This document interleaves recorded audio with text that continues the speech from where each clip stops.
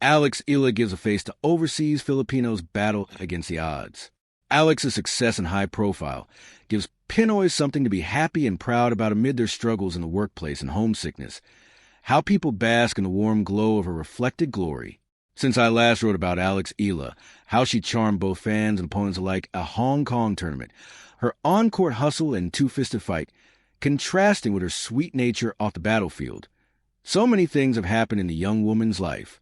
She reached the last 16 of the ASB Classic in Auckland, made her debut at the Australian Open in Melbourne, and realized her dream of bringing WTA tennis, the way modern high-octane tennis is played, to the country. All of that in just a month's time. Wednesday night's dramatic comeback win in the second round of the Abu Dhabi Open may be an extreme example, but it's typical Alex.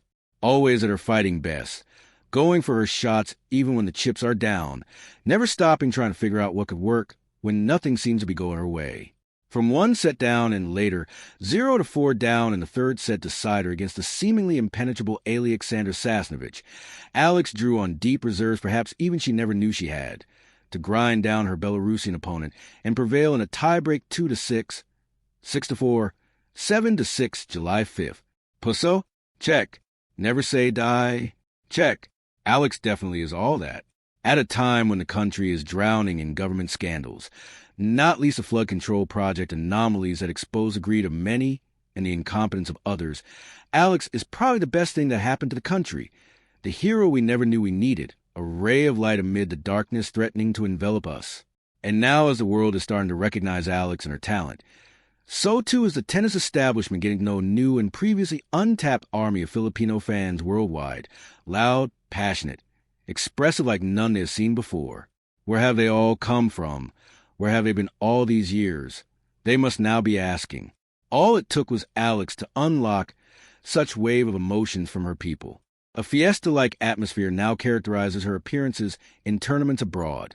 Overseas Filipino workers, along with their families and children, turn up in stadiums in droves to watch her matches.